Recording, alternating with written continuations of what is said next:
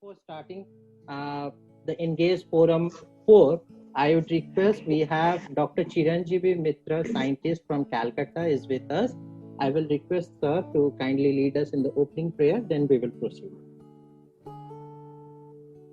Let's pray. Father God, thank you for this time that we could all assemble together in your name. I just want to thank you for your blessings that you have enabled us to meet online. Thank you for Avinash that he's organizing this faithfully. Thank you for this whole Engage Forum program. And thank you for Chinmay.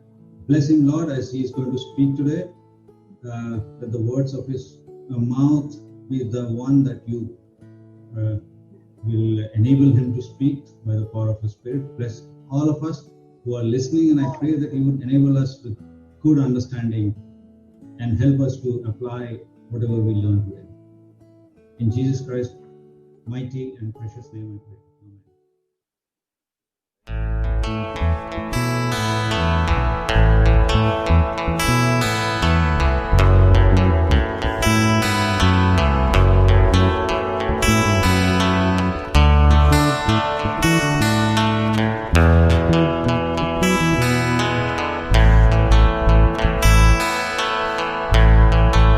यीशु मसीह तेरे जैसा है कोई नहीं, तेरे चरणों में झुके आसमान और महिमा गाए ज़मीन। यीशु मसीह तेरे जैसा है कोई नहीं, तेरे चरणों में झुके आसमान और महिमा गाए ज़मीन। हम गाए हो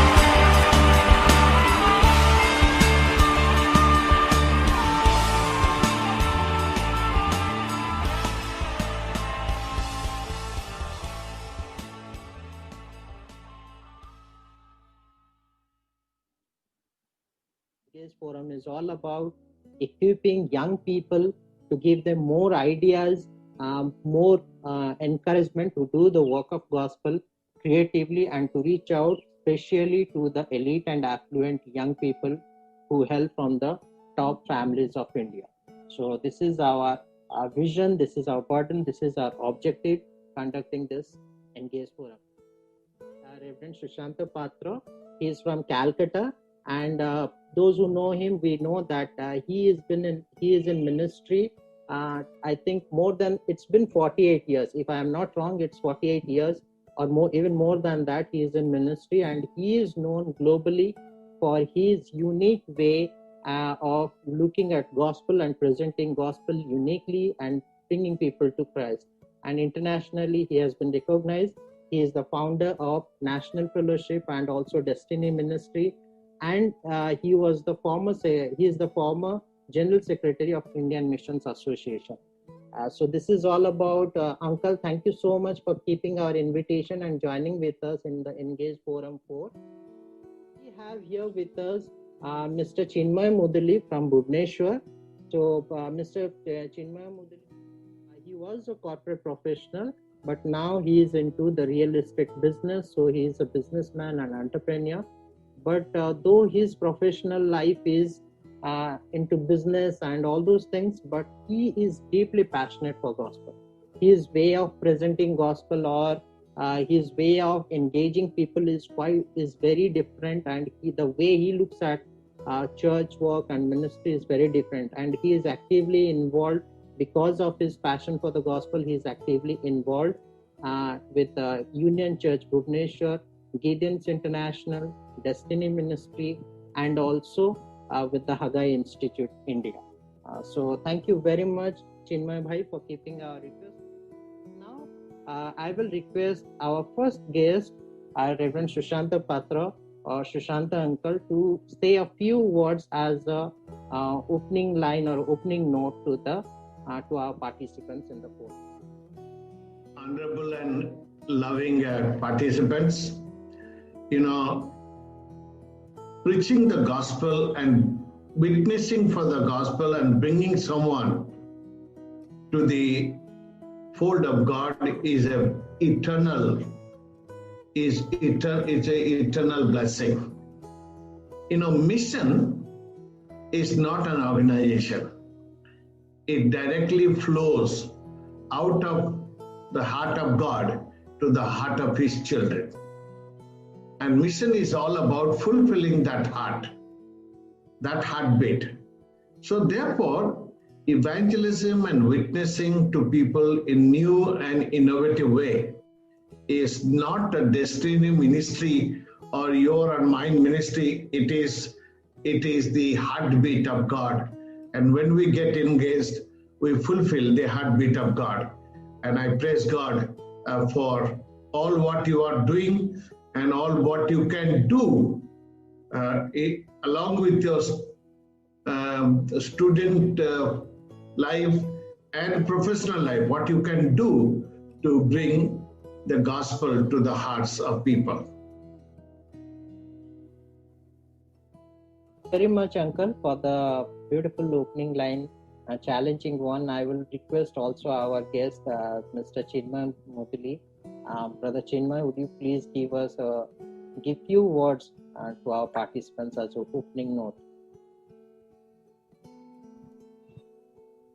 Thank you, Avinash, for giving me this opportunity. I think the greatest the miracle that can happen to anybody's life is that we are touched and we are forgiven, our sins are forgiven, and the experience that we have, this is something that you cannot keep with ourselves. As something good that you have got in your life, you need to go and share. So that's what I feel when Sushant Uncle told that's what the heartbeat of God, something that we have got, something that we have experienced. If we are keeping it to ourselves, then what is the beauty of the things? When we are sharing everything of this world with others, then why don't we share the eternal life that we have got? And I think that's where presenting the gospel in the right way, in communicating the gospel in a way where our surroundings, the people of our surroundings can actually get to know the gospel without getting distracted about anything. And I think that is the key, that where we need to understand how to communicate the gospel.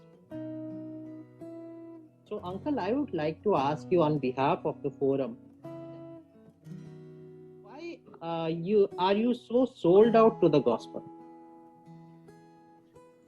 Thank you, Avinash. I knew that you will ask me that question. Scripture tells us that gospel is the power of God unto salvation. Very simple. And so, what is the gospel? Gospel is the good news. Good news, what is the good news? The good news is that God became man in Jesus Christ. He lived among us. He died for our sins in our place. He rose again, and He is the Son of God. And in Him we have salvation and forgiveness of sins if we repent and believe in Him. The beautiful note that Chinmay made, the greatest miracle that can happen in our life is the transformation of our life through the gospel. I'm very excited about the gospel because gospel is the good news. If it is not good news, then let's call it a bad news. And none of you will agree. You will say, no, it is a good news. If it is a good news, let's give it. I give the gospel because it's a good news. Number two, I give the gospel because it is the Great Commission. And I know to the degree I obey God, only to that degree I can have blessing and freedom. So the Great Commission is something that motivates me day in and day out to preach the gospel, to witness for the gospel, because without that, I am nothing. Number three is I preach the gospel because I see people around me are lost in sin. When gospel is Jesus. When Jesus came, He came to seek and save those who are lost. So when we look around people, it is like a medicine or a headache medicine. Simply, let's say Desperine. I am having headache and I had Desperine. My headache is gone. Now Avinash came and told me I am terribly having headache. And I have Desperine in my pocket. I would not give him. The fact of the matter is, logically saying, Desperine has not done anything for me. If gospel has saved me from my lostness of sin, then I must tell. I must also do the same thing. Gospel also, I preach the gospel because this is my life eternal. The life that I live is for today. In the next moment, I'm gone. I cannot give any guarantee, anything about my next moment. My next moment is eternal. So unless I begin to live my eternal life in this moment where I am, or where I am alive, it's useless. So I preach the gospel because gospel is life eternal. And fifthly, I preach the gospel because it gives me forgiveness. It forgives my sins. If I have been forgiven, why shouldn't I preach the gospel? Why shouldn't I tell people that there is forgiveness available through Jesus Christ, and that forgiveness is found in the gospel? So this is the motivating factor that helps me to move forward and continue day in and day out whenever there is opportunity to preach the gospel to people who have never heard of it. I would ask Chinmay Bhai Chinmay Bhai, in the opening line you said that it is the good news. If it's the good news, why can't we share someone? Why shouldn't we share it? How can we keep the good news with us, within us? So my question is, I see, as you mentioned this, quoted this line, I see a passion in you. I can see a passion in you for the gospel. Can you please tell us, why are you so passionate for gospel? Yeah, thank you, Avinash. One of the greatest message of the gospel in my life is that, previously I was scarred, I was broken, I was filled with sin. But the good news is that I am forgiven. And that is exactly what we are called to say.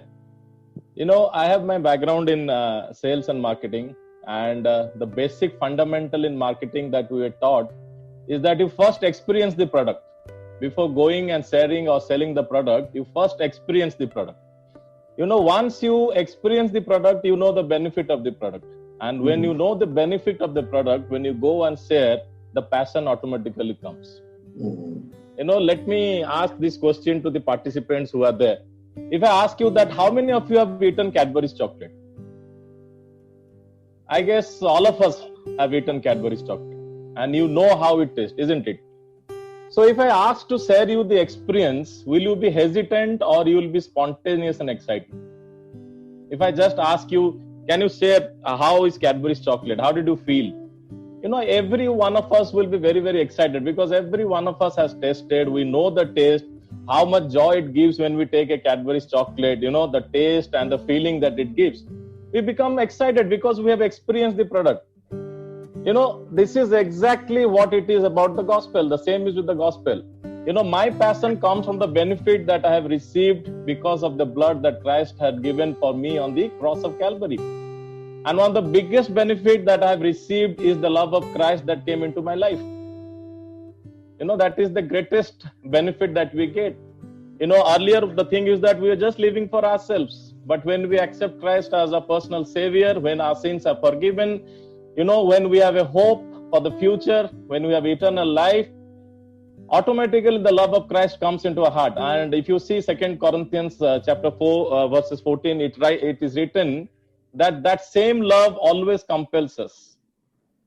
It will always compel us. Why it will compel us? Because the benefit that we have experienced, the goodness that you have experienced, we will not be able to keep it to ourselves. It will automatically push us so that we go forward because we know the kind of things that we have gone and we are seeing in front of us eyes. The people are going through the same things. So if I have got the benefit, then why don't I also give the benefit to them? Who am I to keep it to only myself? Because I didn't deserve when I got it. If I didn't deserve when I got it, the people who are also the same like me, they also don't deserve. But through the sharing of the gospel, they also may come to the saving knowledge of Jesus Christ. For me, that is the greatest passion that I have for the gospel. My second question on behalf of the forum to Uncle Sushanta is, Uncle, why is it necessary to make the gospel appropriate, applicable, and attractive? One of the wrong belief and connotation we have that if we give a tract, our evangelism is done. The other connotation we have that once we talk about Jesus or give a literature to someone, it is his or her responsibility to respond. That kind of mentality tells me that we are more judgmental. I have told you about Jesus, you did not respond, so you go to hell. But the third thing is we completely forget the fact that Jesus is real, but we have to present the real Jesus in the most presentable way. If my people, all those whom I give the gospel, if I am unable to package the gospel according to their needs, then my presentation of the gospel is a failure.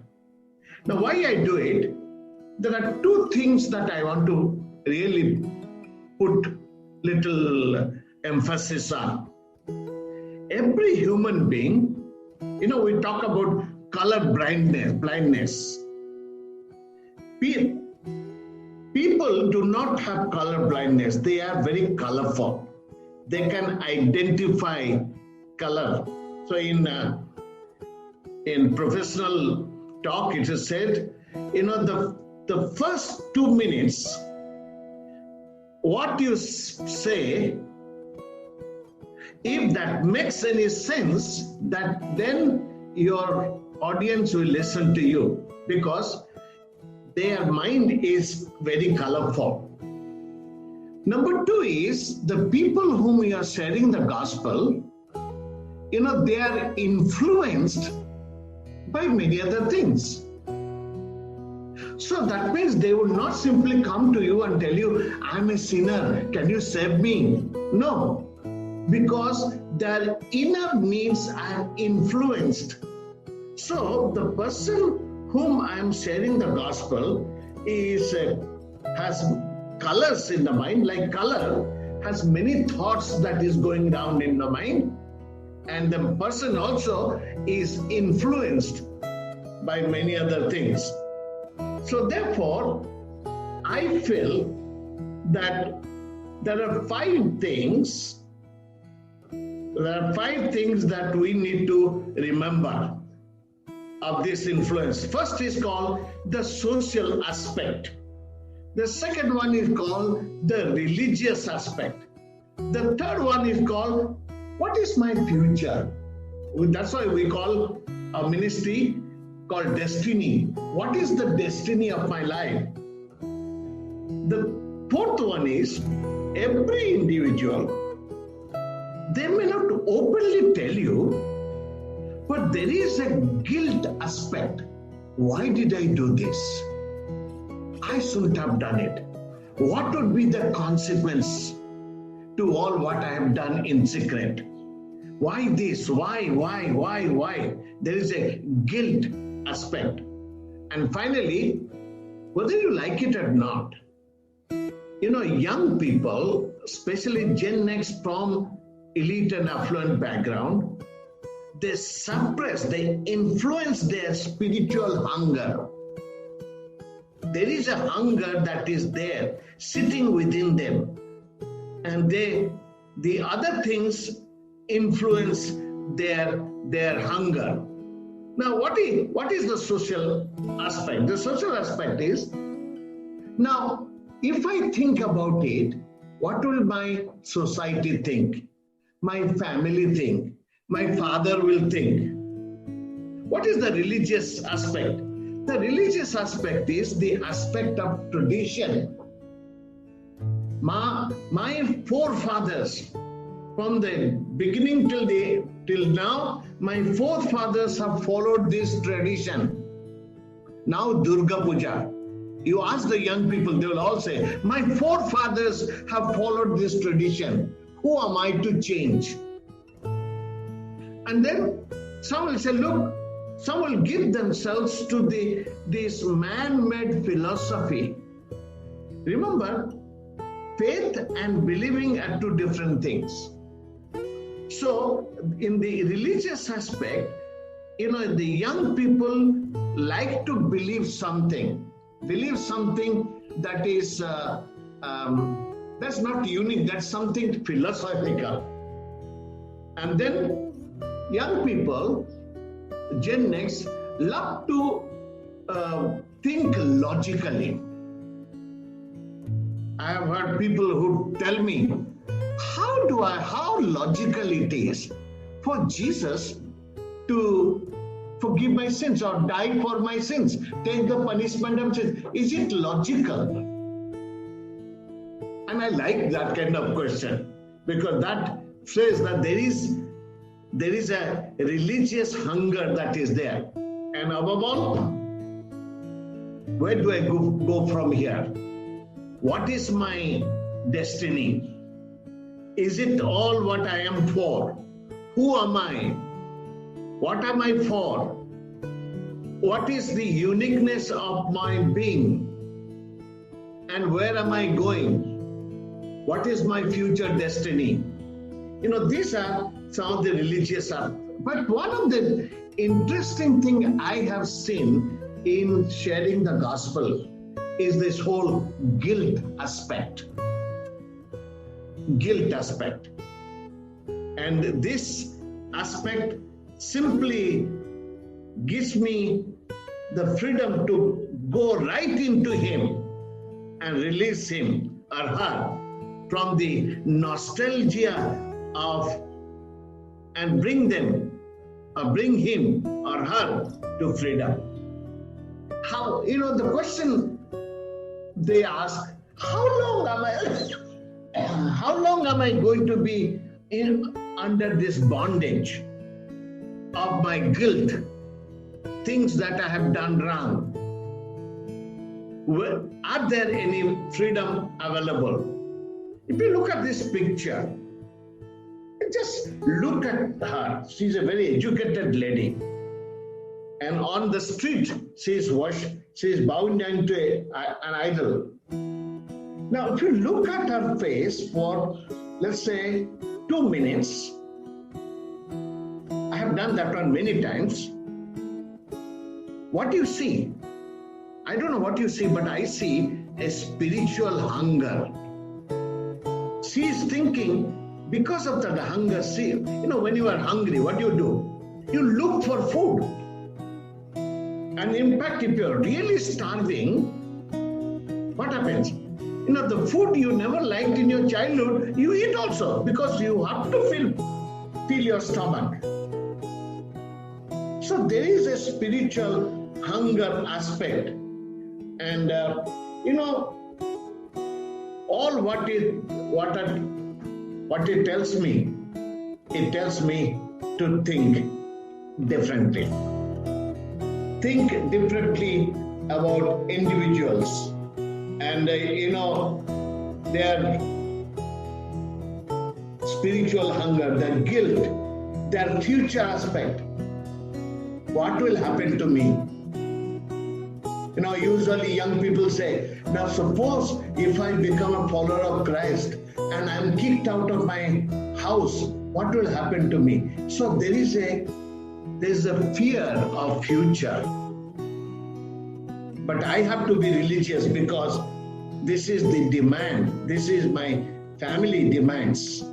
Okay? Think differently about the person that you are witnessing. Now, what does it mean to make the gospel appropriate, applicable?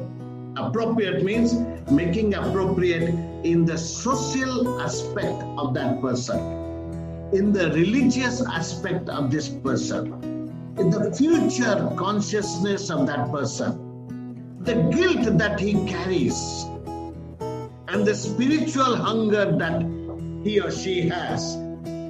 Gospel has to be appropriated in all this aspect. I very quickly said this, it's a very important topic, but I very quickly said, it is only the gospel that can release someone from the guilt factor, the bondage of guilt, and bring that person to freedom. It is the gospel that can meet the spiritual hunger of a person. So therefore, going traditionally, it is said that doing the same thing over and over again and expecting a different result doesn't happen. We have to think differently. You spoke about packaging the gospel. This is all about packaging the gospel. But how to deliver it, or I would say how to unpack the gospel to make it relevant to our audience, because that is somewhere we young people always struggle. See, all the 5 aspects that I said, if I need to appropriate the gospel, I need to package my gospel according to those needs. On the other hand, gospel has all the answer to these questions. Come unto me, all ye that labor and heavy laden, and I will give you rest.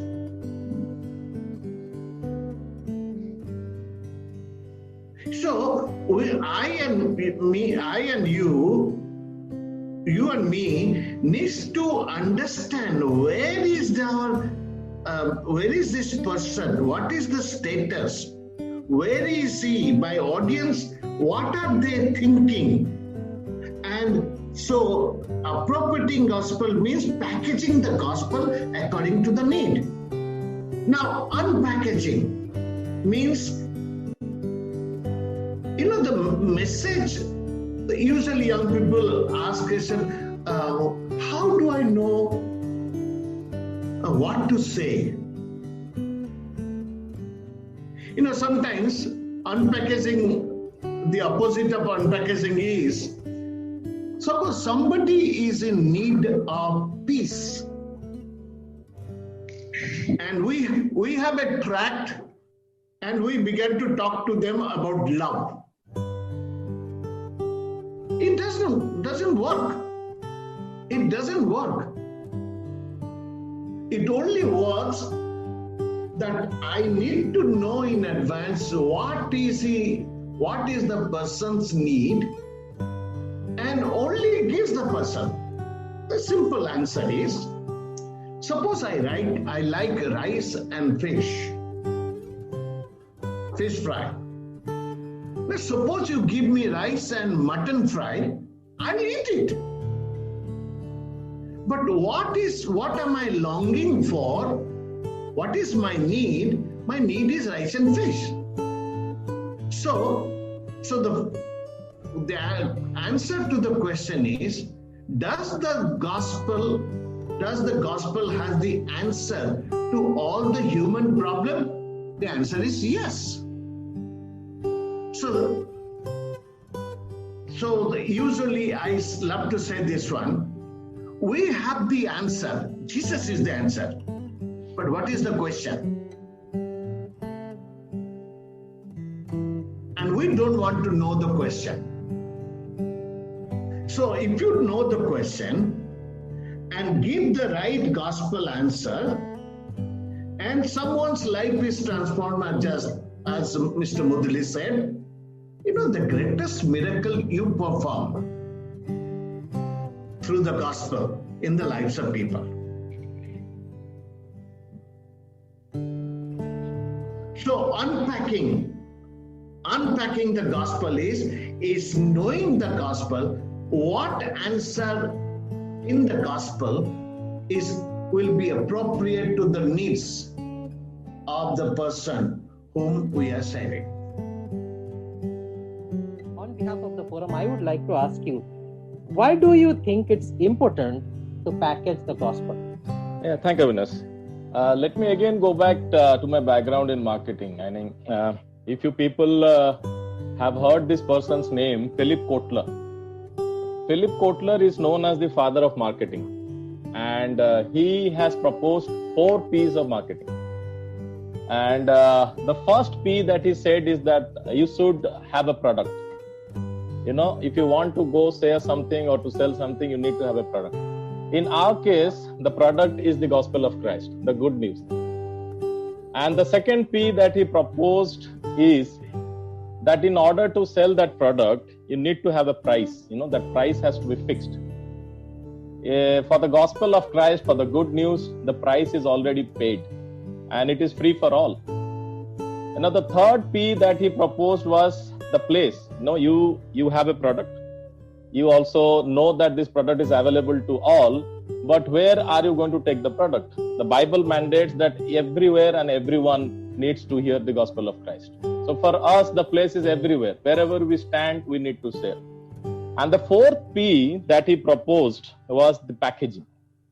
You may have a product, you may have a pricing on that. You also may have a place where you're going to sell. But unless and until you entice the people to use it, unless and until they show the interest to use the product, you're not going to sell the product.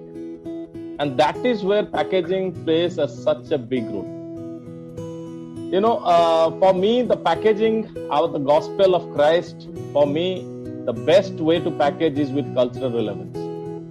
Why cultural relevance? Because when we package the gospel with cultural relevance, then the user accepts the product for further usability.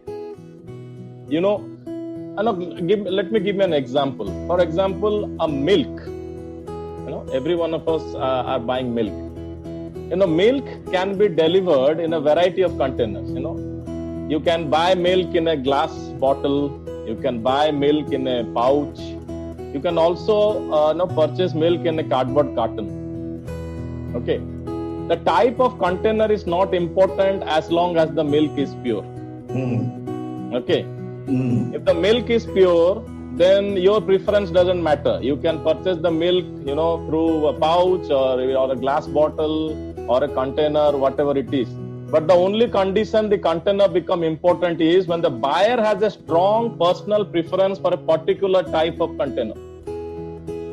He may refuse milk in a carton, but he will accept that milk in the bottle. And in the same way, we have to also present the gospel, not to water down the truth, but in such a form that it will be meaningful to the listener. Packaging always appeals to the user. Whenever you are going to a shop or you are going to a mall, if there are similar products, the only differentiation why you go out and pick that product is the packaging, because packaging entices the people to go for further use. That is so important. In Indian context, we need to package in such a way that people don't see this as something foreign or Western. Rather they see that the gospel is something which is personal to them. Now we have to present that this gospel has the capacity and the power to address their need, as Susan Uncle was telling. The day we present the gospel in such a way that they feel alienated, that they feel that they are not getting hooked to it, then they will never try to go to use it. So for me, packaging the gospel in a cultural relevant way, for me it is very, very important, because that is where we are helping them so that they are going to grow more, to know more about Christ.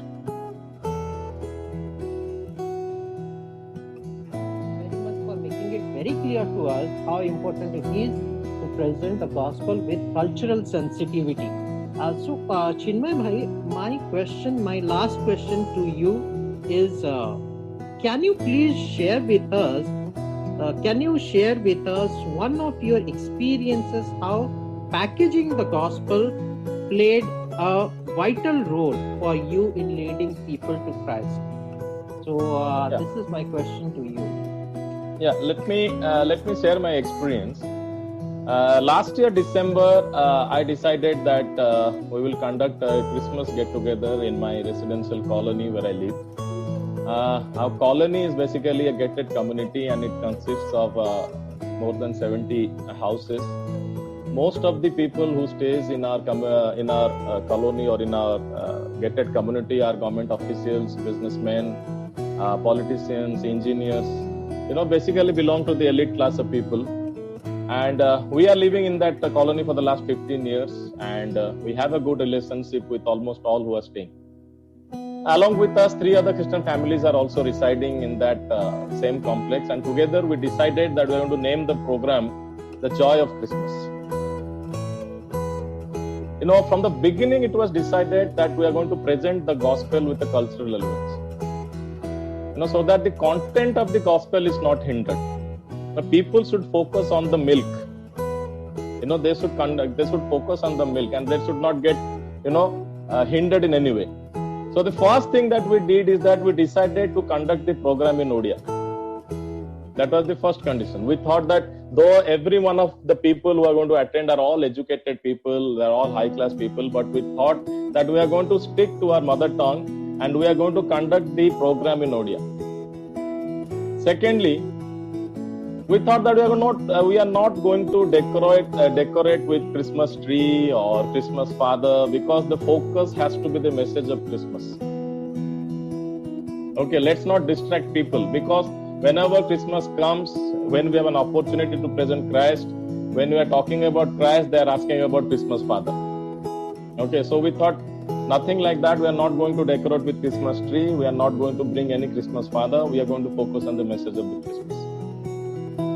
And to bring the cultural relevance and to bring that sense that we are also part of this society, part of the community, we began the program with the national anthem. Why we began the program with the national anthem? Because we wanted to give the message that as Christians, we are Indians by birth, but we are Christians by choice. Okay, they should know that we are also Indian, and we have accepted Jesus Christ as a personal savior by choice.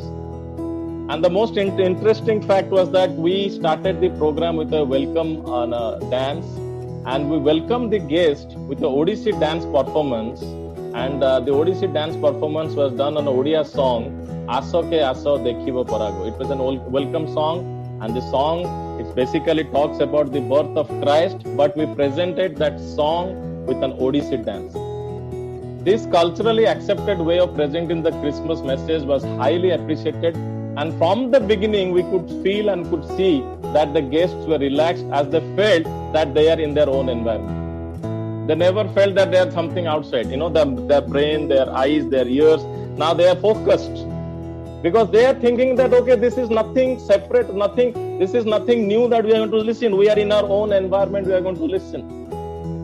All the songs that we selected were Odia songs, and all the songs were having simple words so that the audience can listen and they can relate. One of our brother who came from Cuttack, he sang a song of late Jagjit Singh, Khuda se mango milega, uska wada hai wo dega. It's basically a ghazal based song, and we packaged that song in such a way that as the brother was singing the song, each stanza, he was also sharing his life testimony on how God helped him out, and how when he asked God in different juncture of his life the problems he faced, and how God has helped him to come out of that, and how he was thankful for that. Instantly the message through the song was conveyed. And finally we did a small skit depicting the deception of the human heart and about the sinful human nature. And a small biblical message was also presented, how Christ coming to the world helps a person to overcome this deception and finding a hope for future. In the end, we prayed for all our society officials, for all the families. The program was highly appreciated because they could relate. Everybody came and said, and they were amazed that you performed Odissi dance in a Christmas program. They were so amazed. That was the breakthrough. That was the packaging. Odissi dance is something they were relating, and we packaged that, the gospel with that. So there was the barrier was broken there itself. The cultural barrier was broken there itself. And they were so amazed because they could relate. And we presented each one of them with some gospel books and tracts, and also a copy of the New Testament. Immediately after the program, 5 families, they told us to visit their homes because they wanted to know. We are also in touch with them, and the follow-up activities are going with them. The president and the secretary, they immediately told that you should conduct this kind of program every year, because it's not about celebrating Christmas, but we want to know more. And the interesting fact is, the president of our society, he's a retired person, he was with the government of India. He told that though he had heard about Jesus, but he had never heard what Jesus can do when we welcome him into our heart. And that very day itself he told, from now on I will also pray to Jesus so that he will help me to understand the deception of my heart. That is one of the greatest testimony that we can give. And I think the success of that program, it was not to conduct a program or a Christmas party, but to convey the message of the gospel, but in a cultural relevant way, and packaging it in a cultural relevant way so that the message reaches to the heart of the people, and there are no hindrances that are available, so that people can accept the truth that is there.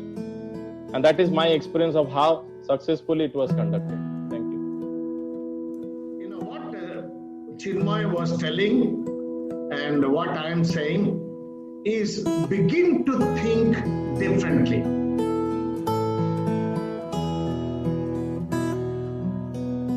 This is a student or this is a colleague of mine.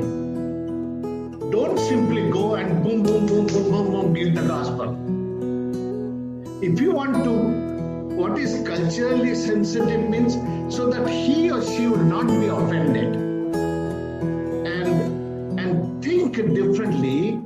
What is something the Holy Spirit is telling me to tell him or show him?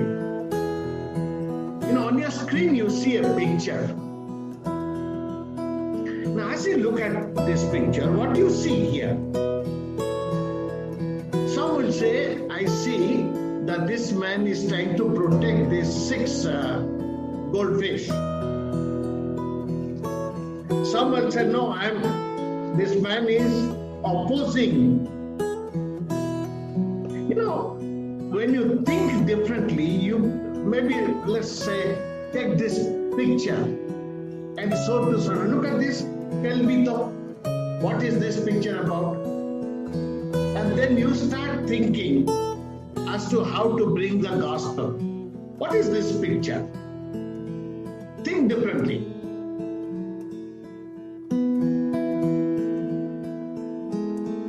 And someone will say, let's say, without any thinking, that this is a baby in the womb. So what is your message?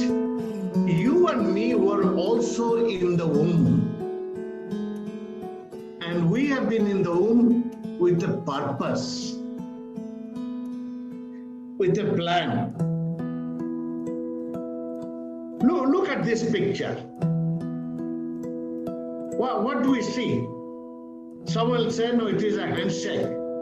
A Christian will say, no, God is spreading his hand to hold our hands. You know, there can be many different answers. So, my honest appeal to you is to think differently. What is this? How can I make this gospel appropriate? I don't want to preach to him. I don't want to preach God and religion to him. How simply I can package the gospel to this person. So what is required is a creative thinking. You know, when you meet with your friends, start discussing creatively. Anything that is creative, expose yourself. Get engaged with creative thinkings, creative strategies.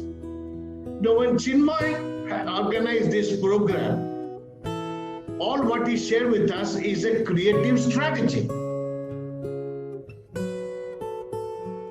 And this creative strategy did not come in one day. Now, of course, when Chinmay and me and you and all of us become habitual, then we will, when it becomes a habit, we will think everything differently and we'll begin to present the gospel differently as well. Okay? Yeah, there is one question from Ipsita. Ipsita is asking, Uncle, that how can online mode of evangelism create a difference for non-believers? How can we make our friends to listen, see, and retain? Present the point on gospel. Okay, let me give you quickly one old example, but don't take it exactly. That's not my idea. My idea is for you to think differently always. There's a girl who wanted to reach out to 2,000 Muslim women, professional women in Hyderabad. And she would always, in fact, there is a lady in Bhubaneswar, her name sounds very Muslim. She was also approached. When this girl came to know that she is a Christian, cut her up. So what she did, she'll go to the Facebook And through her influence, she will collect only educated Muslim women or girls, ladies, educated. So one day she will type, wow, this morning, this is her message. Wow, this morning when I woke up, I was amazed to find my heart was still beating. I thought about it. I question, and she will give all the question mark. I began to ponder all exclamation mark. My question was, who extended my heartbeat? Question. Lots of question mark. Why question mark? She wants our audience to think. And after lots of thinking, question, exclamation, dot, dash, then she'll say, after a lot of thinking, it came to my mind, this must be someone who created my heart. What was her message? Her message was, there is a creator. That's it. Look at how. And then it was in Facebook, and the question began to pour in. For 2 weeks, for 3 weeks, she would only answer those Facebook questions. Her message was, there is a creator who has created your heart, and he is the one who sustains your heartbeat. You see how creative it is? And then the next time, the following question. From there, she will go to life. Many of you ask me about life. What is life after all? Then she will go to, it is like a vapor which passes away little while. You can do through Facebook, you can do through WhatsApp, you can do, one of the challenge I would like to give you, find out 5 people and form a WhatsApp group. Only 5. Don't allow anybody else. And begin to chat. So through internet, many things can be done, but do it differently. Don't take somebody's idea and do it. I am able to say to you, because out of 2,000, she has already led 683 Muslim women to Christ. Nobody will tell you. She is very underground. She doesn't want anyone to know. She wants to please the Lord. She wants to be obedient to the Great Commission. So like that, there are many others who does present the gospel creatively, and we can do it, and you can do it. So think differently. I would request, can you please give us a final note for all of our participants here? I think the final note is, look at this. We have very little time for the sun to set. Opportunity is going out of our hands. Many opportunity God has given to all of us. And simply because of our slackness, it has slipped out of our hands. Let us now hold each opportunity and be a creative thinker.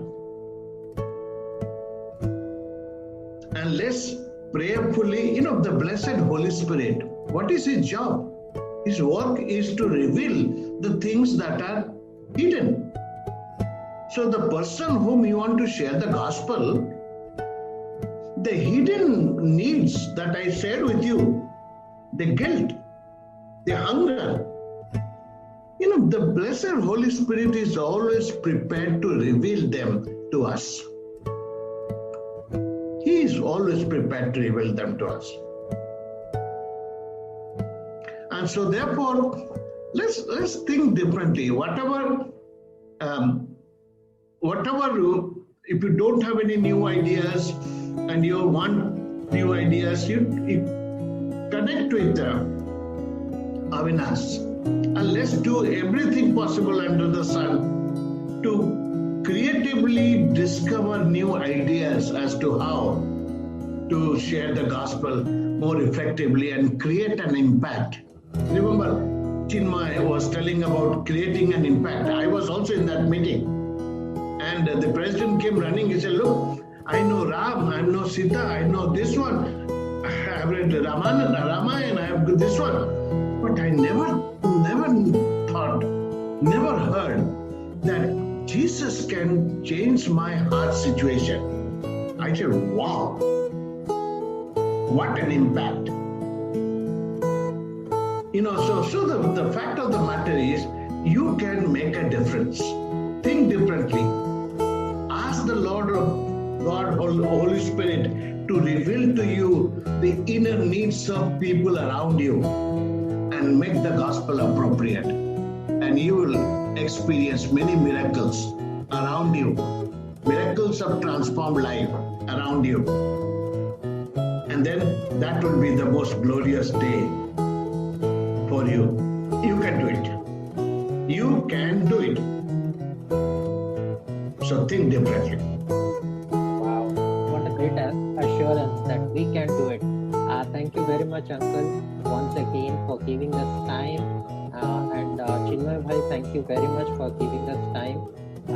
We will meet again on the second Saturday of November with another topic called how we can use counseling as a method, as a tool for witnessing. Now it's a time for closing prayer. I would request Chinmay Bhai, Mr. Chinmay Mudali, to lead us in the closing note, closing prayer, and we will end this Engage Forum 4. Let's pray.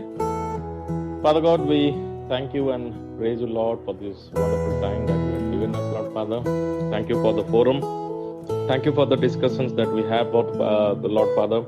Especially we commit and submit each and every participant, Lord, as we are thinking, Lord, how to present the gospel to people who are near to us, Lord Father. Give us the wisdom and the knowledge, Lord Father, because wisdom and knowledge comes from you. O Holy Spirit God, you help us so that the burden that you have given in our heart, that can be translated in a way so that your gospel will be able to reach their heart and there will be transformation in their lives, Lord Father.